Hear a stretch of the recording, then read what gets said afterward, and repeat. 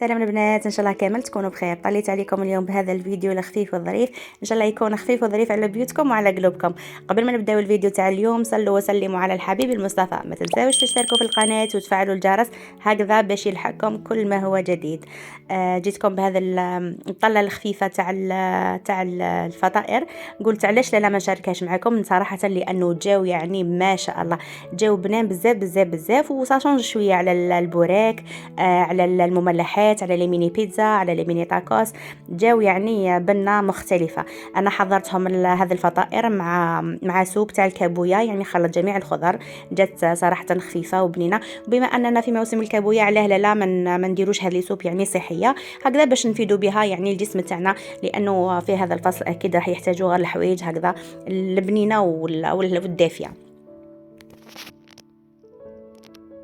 أرواحوا مع بعضنا نشوفوا طريقة تحضير هذه الفطائر البسيطة، يعني غير مكلفة، ويعني المقادير متواجدة في أي دار.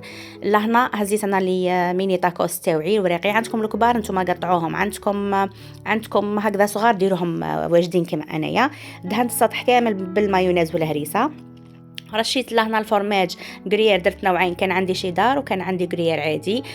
درت معدنوس ودرت فورماج كاري تاع الهامبرجر، اي فورماج نوع عندك. لهنا السر تاعهم باش يجيو بنان انهم ما يجوش كيما البنه تاع الطاكوس، انكم لهنا تقليوهم في الزيت، تحمروهم في شويه زيت، ما تكثروش بزاف الزيت في المقله، هذو يتحمروا في الزيت، راح الفورماج هذاك يذوب وكل حاجه راح تطلق البنه تاعها. صراحه جاو بسم الله ما شاء الله. ان شاء الله تجربوا هذه الفطائر وان شاء الله تنال اعجابكم. وبما انهم يعني حاجه بنينه ولذيذه، علاه لا ما نحضروهاش لعائلتنا وولادنا. وبما انه الاولاد هذا واش يحبوا، ساعه على ساعه هكذا نبدلوا لهم شويه من البيتزا، نبدلوا لهم شويه من الطاكوس. ان شاء الله تجربوا هذه الوصفه وتنال اعجاب الجميع يا رب. شوفوا لهنا كيفاش جاو هذاك الفورماج ذاب، جاو بنه يعني خرافيه. هذاك الزيت عطى لهم بنه على بنه. ان شاء الله تجربوهم.